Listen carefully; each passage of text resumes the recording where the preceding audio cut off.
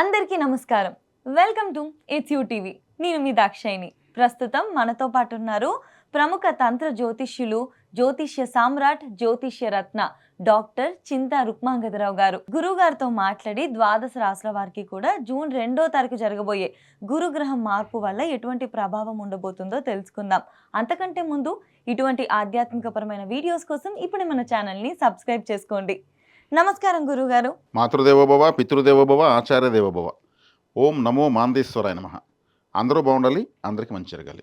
గురుగారు, జూన్ 2వ తారీఖు మనకి గురుగ్రహం అనేది మారుతుంది కదా, మరి దీని కారణంగా మనకి మకర రాశి వారికి ఏ విధంగా ఉండబోతుంది? 2026 సంవత్సరం జూన్ మాసం మాస ఫలితాల భాగంగా మకర రాశి వాళ్ళకి ఎలా ఉందంటే, ఈ రాశ్యాధిపతి శనేశ్వరుడు 3వ ఇంట్లో ఉన్నాడు. ఈ రాశికి 2వ ఇంట్లో రాహు ఉన్నాడు, అష్టమంలో కేతు ఉన్నాడు. గురుగ్రహం ముఖ్యంగా 2వ తారీఖు 7వ ఇంట్లోకి ఉచ్చస్థితిలోకి వస్తూ ఉంది. అదేవిధంగా పంచమాధిపతి అయిన శుక్రుడు 8వ తారీఖు సప్తమంలోకి వస్తున్నాడు. అదేవిధంగా భాగ్యాధిపతి అయినటువంటి బుధుడు 22వ తారీఖు సప్తమంలోకి వస్తున్నాడు. రవిగ్రహము అంటే అష్టమాధిపతి వీళ్ళకు 15వ తారీఖు తర్వాత 6వ ఇంట్లోకి వస్తున్నాడు. అదేవిధంగా వీళ్ళకు తృతీయ చతుర్థాధిపతి అయినటువంటి బాధకాధిపతి అయినటువంటి కుజుడు 20వ తారీఖు తర్వాత 5వ ఇంట్లోకి వస్తున్నాడు. అంటే పంచమ స్థానంలోకి బాధకాధిపతి వస్తున్నాడు. మానసికంగా ఏదో ఒకటి బాధపడాల్సి వస్తుంది. నిద్ర అప్పుడు మానసికంగా బాధపడి నిద్ర ఉండదు. కుజుడు వీళ్ళకు బాధకాధిపతి కాబట్టి ఎరుపు రంగు కలిసి రాదు. 3వ ఇంట్లో ఉన్నటువంటి శనేశ్వరుని గురువు చూస్తాడు కాబట్టి 3వ ఇంట్లో శని వీళ్ళు చేసే ప్రయత్నాలు సక్సెస్ అవుతాయి, కానీ ఏదో ఒక బాధ కలుగుతూ ఉంటుంది చేస్తున్న ప్రయత్నాల్లో. అదేవిధంగా సప్తమ స్థానంలోకి బుధుడు శుక్రుడు రావడం చాలా అదృష్టకరము. గోచారరీత్యా గురువు మంచి ఫలితాన్ని 7వ స్థానంలో ఇస్తాడు కాబట్టి ఈ గురువు కూడా ఈ రాశికి మంచివాడు కాదు, కానీ గోచారరీత్యా మంచి ఫలితాన్ని 7వ స్థానం ఇవ్వాలి కాబట్టి ఏదో ఒక బాధ కలిగి వీళ్ళకి ప్రయోజనం జరుగుతూ ఉంటుంది. అది వాస్తవం. బాధకాధిపతి కూడా పంచమంలోకి వచ్చాడు కాబట్టి, పంచమాధిపతి సప్తమంలోకి వచ్చాడు కాబట్టి బెనిఫిట్ అయితే కంపల్సరీ జరుగుతుంది. కానీ ఏదో ఒక రిస్క్, ఏదో ఒక బాధ, ఏదో ఒక మానసికమైనటువంటి అన్కంఫర్ట్ అయితే ఉంటూ వస్తుంది. అయినా రిజల్ట్ ఉంటుంది. 6వ ఇంట్లో అష్టమాధిపతి ఉన్నాడు. అష్టమాధిపతి 6వ ఇంట్లో ఉండడము, అష్టమానికి లాభంలో ఉండడము ఆరోగ్యపరంగా మంచిదే. మామూలుగా గోచారంలో రవి 6వ ఇంట్లోకి రావడం మంచిదే, కానీ ఈ రాశికి మంచివాడు కాదు కాబట్టి గోచారీత్యా ఫలితాన్ని ఇవ్వాల్సిందే. కొంచెం ఇబ్బంది పడినా రిజల్ట్ ఇస్తాడు, తప్పదు. కొన్ని తప్పనిసరి పరిస్థితుల్లో కొంతమంది మనకు ప్రత్యర్థులు కూడా మనకు అనుకూలంగా చేయకి తప్పదు చేస్తూ ఉంటారు, అలా ఉంటుంది. ఇంకా మకర రాశి వాళ్ళకు ఏలినాటి శని ఈ మధ్యకాలంలో వదిలి ఇంకా రిజల్ట్ స్టార్ట్ కాలేదు పాపం వాళ్ళకు. శనేశ్వరుడు 3వ ఇంట్లో ఉన్నాడు, బెనిఫిట్స్ జరగాలి కాబట్టి గురువు యొక్క చూపు పడడం వల్ల శని యొక్క బెనిఫిట్ పెరుగుతుంది, చేసే ప్రయత్నాలు వేగం పెరిగిపోతుంది. వీళ్ళు సొంతంగా ఏదైనా వ్యాపారాలు చేసుకునేటువంటి స్థాయికి ఇప్పుడు రావాలి. సొంత వృత్తుల్లోకి ఎంటర్ అయితేనే వీళ్ళు ఫుల్ సెటిల్ అవుతారు. ఇంకొకరి కింద పనిచేసినంత కాలము ఆ పనిచేసేటువంటి ఆ సంస్థలు, కంపెనీలు వీళ్ళని బాగా ఫుల్గా అన్ని పనులు చేయించుకుని వాడుకొని వదిలేస్తారు. జీతం పెంచే టయానికి మాకు ఇప్పుడు అవసరం లేదని చెప్పేస్తారు. అప్పటి వరకు వాళ్ళు వీళ్ళ శక్తిని మొత్తం పిండుకొని తినేస్తారు.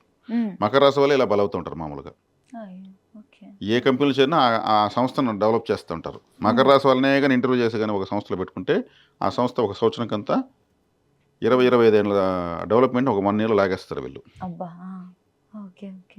100 రూపాయలు ఇస్తే 1000 రూపాయలు పనిచేస్తారు, 1000 రూపాయలు ఇస్తే 1,00,000 రూపాయలు పనిచేస్తారు. వీళ్ళు చేయమని ఎవరు చెప్పాల్సిన వాళ్ళు వీళ్ళే చేసేస్తారు. మన కంపెనీ బాగుండాలి, బాగుంటే మనం బాగుంటామనే విశ్వాసంతో. కానీ వీళ్ళకి గుర్తింపు రాదు, ఆదాయం రాదు. కర్షక, కార్మిక, శ్రామిక వర్గాలు మొత్తం ఈ మకర రాశిలో ఉంటారు. అందుకే వీళ్ళు సొంతంగా చేసుకుంటే ఎవరికో వీళ్ళు కష్టాన్ని దోచిపెట్టాల్సిన అవసరం లేదు. సొంతంగా వృత్తిలో పెట్టుకుంటే అదే విధంగా వీళ్ళు సొంత వ్యాపారం ఇంకా బాగా కష్టపడుకుంటారు కదా, మొత్తం బెనిఫిట్ వీళ్ళకే కదా వస్తుంది. కాబట్టి విసిగిపోయేసి ఏ వ్యాపారము, ఏ కంపెనీలో మనం ఎవడి కింద పని చేయకూడదు అని సొంతంగా వృత్తులు ఎంచుకునే వాళ్ళంతా మకర రాశి వాళ్ళే ఉంటారు. వాళ్ళకి విసుగు వచ్చే వరకు వాళ్ళ టైం బాగాలంటే, విసుగు వచ్చింది వాళ్ళ టైం బాగున్నట్టు. ఎందుకంటే సొంతంగా దూకుతారు కదా రంగంలోకి, అద్భుతంగా చేస్తారు, నిజాయితీగా ఉంటారు. ఎందుకంటే కష్టం యొక్క విలువ, డబ్బుల యొక్క విలువ తెలిసినటువంటి వాళ్ళు కాబట్టి మోసం చేయకుండా వ్యాపారం చేస్తారు, బాగా డెవలప్ చేస్తారు. ఏ బిజినెస్ పెట్టినా వీళ్ళకి బాగుంటుందా గురుగారు? ఏ బిజినెస్ పెట్టినంటే ఉద్యోగం చేస్తే సెంట్రల్ గవర్నమెంట్ జాబ్ వస్తే వీళ్ళకి ఉపసాయగలుగుతారు. ఇంకా బిజినెస్ తీసుకుంటే ఇంక వీళ్ళు మకర రాశి కాబట్టి కొంచెం రిస్క్తో కూడుకున్నదే వీళ్ళు ఇష్టపడుతూ ఉంటారు. సవాళ్ళు, ఛాలెంజ్లు అంటే వీళ్ళకి చాలా ఇష్టం, వాటిని సులభంగా ఛేదిస్తారు. ఇప్పుడు అన్ని రకాల పనులు అందరూ చేసేస్తే కుదరదు కదా. వీళ్ళైతే హార్డ్ వర్క్ ఉన్నటువంటి వాటిని ఇష్టపడతారు, అవే చేయగలుగుతారు. ఓకే. మానసిక శ్రమ, శారీరక శ్రమ 2 పెట్టి జీవితాన్ని ఎంజాయ్ చేసేవాళ్ళు వీళ్ళు. ఇప్పుడు కష్టంతో కూడుకున్నటువంటి పనులన్నీ వీళ్ళే చేస్తుంటారు, శ్రమతో కూడుకున్నవి. ఇప్పుడు ఉంటాయి, ఇప్పుడు గ్రానైట్ ఉంటుంది, అంతా కట్ చేసి మిషనరీతో పెద్ద పెద్ద రాళ్ళు క్రేన్లతో ఎత్తాలి కదా, ఆ లాజిక్స్ అంతా వీళ్ళు బాగా అర్థమవుతాయి. ఓకే. అంటే ఇంకా అటువంతా కూడా ఎక్కువ శ్రమ కదా, వాళ్ళకేమి లక్షల జీతం వేరు కదా, శ్రమ ఏమో ఎక్కువ, అవును. కానీ వాళ్ళు లేకపోతే అదేం చేయలేరు.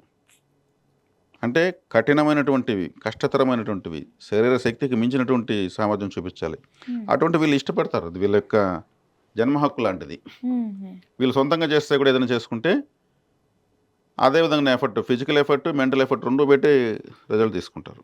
దానివల్ల ఎవరికెందునో పని చేసేదానికన్నా అంత కష్టాన్ని వీళ్ళు సొంతంగా కానీ చూసుకోగలిగితే ఇంకా వీళ్ళు జీవితం 100 రెట్లు డెవలప్ అయిపోతుంది. లాజిక్ మనం చెప్పిస్తున్నాం కాబట్టి గ్రహాలన్నీ మనకు వీళ్ళకు అనుకూలంగానే వచ్చాయి. కొన్ని గ్రహాలకు ఇష్టం లేకపోయినా వీళ్ళకి రిజల్ట్ ఇచ్చే పరిస్థితిలో కూర్చున్నాయి. దానివల్ల వీళ్ళకి ఆరోగ్యంగా బాగుంటుంది అన్నారు గురుగారు. బాగానే ఉంటుంది. మంచి మకర రాశి వాళ్ళు ఇప్పుడు కష్టజీవులు కాబట్టి వాళ్ళు ఫిజికల్గా తెలియకుండా ఆటోమేటిక్గా ఉంటారు. వాళ్ళు ప్రపంచాన్ని మర్చిపోయి పనిచేసేవాళ్ళు. పనే దైవము, కృషితో నాసి దుర్భిక్షం అనేటువంటి రాశి మకర రాశి. ఓటర్స్ అంతా కూడా వీళ్ళే. ఎవరైనా గెలిపించాలన్నా ఎవరైనా ఓడించాలన్నా కూడా మకర రాశే. ఓటర్లు అంతా మకర రాశిలో ఉంటారు. ప్రపంచంలో విప్లవాలు వీళ్ళే. తిరుగుబాట్లు చేస్తారు, ధర్నాలు చేస్తారు, రాస్తారోకులు చేస్తారు. చెగువేరా లాంటి వీరులు ఉంటారు కదా, విప్లవం అని అంటే ఇటువంటి మకర రాశిలోనే పుడతారు. గురుగారు, ఈ రాశి వారికి ముఖ్యంగా వివాహ యోగం, సంతాన యోగం ఉందా? సంతానకారకుడు గురువు రాశిని చూస్తాడు. వివాహకారకుడు అయినటువంటి శుక్రుడు రాశిని చూస్తాడు. ఆడవాళ్ళకు కన్నా మగవాళ్ళకు బాగుంది వివాహ యోగ్యత. ఎందుకంటే ఆడవాళ్ళకు వచ్చేకాడికి కుజుడు భర్తకారకుడు 5వ ఇంట్లోకి వచ్చాడు కాబట్టి కొంచెం వ్యతిరేకంగా ఉన్నాడు. కుజుడే బాధకాధిపతి కాబట్టి. మగవాళ్ళకైతే శుక్రుడు భార్యకారకుడు కాబట్టి 7వ ఇంట్లోకి వచ్చి రాశిని చూస్తాడు కాబట్టి మగవాళ్ళకు బాగుంది. వీళ్ళు ఏ రాశి వారిని చేసుకుంటే మంచి మ్యాచ్ గురుగారు? వృషభ రాశి, తులారాశి, తర్వాత కన్యారాశి, అంతే బాగుంటుంది. వీళ్ళు ఎటువంటి పరిహారాలు చేసుకోవాలి, ఎటువంటి దేవత ఆరాధన చేసుకోవాలి? వీళ్ళు ఎటువంటి దేవత ఆరాధన చేయాలంటే కాలభైరవ ఆరాధన ఎక్కువ చేసుకుంటే మంచిది. ఎందుకంటే రాశ్యాధిపతి, ద్వితీయాధిపతి కూడా శనేశ్వరుడే. వీళ్ళు డబ్బులు ఇచ్చేది కూడా శనేశ్వరుడే. శని అంటే బాధ, శ్రమ అని అర్థం, కర్మకారకుడు కాబట్టి ఇంతసేపు వీళ్ళ గురించి వీళ్ళు కష్టాలు ఎక్కువ పడతారు, ఎక్కువ కష్టం పడి తక్కువ తీసుకుంటాడు. శనేశ్వరుడు కష్టపెట్టే డబ్బులు ఇస్తూ ఉంటాడు. ద్వితీయాధిపతి. శనేశ్వరుడికి అధిష్టాన దేవత ఎవరు అంటే ఆయన యొక్క గురువు ఎవరు? కాలభైరవుడు. కాలభైరవ ఆలయం చేస్తే ఇంకొంచెం ఈజీగా డబ్బులు వస్తుంది. కాలభైరవ ఆలయానికి ఎక్కువ ఆలయాలు ఉండవు. కాలభైరవ అష్టకం చదువుకోవడం, వీధి కుక్కలకు ఫుడ్ పెడితే చాలు, ఆటోమేటిక్గా వీళ్ళకి కాలభైరవుడు యాక్టివేట్ అయిపోతాడు. ఇది చేసుకోవచ్చు. ఈ పరిహారాలు పాటిస్తే వాళ్ళకి వ్యతిరేకత అనేది తగ్గుతుంది. ఖచ్చితంగా శ్రమకు తగిన ఫలితం లభిస్తుంది. ఇంకా అంతమించి ఏం కావాలి? అవునవును, ఖచ్చితంగా గురుగారు. ధన్యవాదాలు గురుగారు. ధన్యవాదాలు.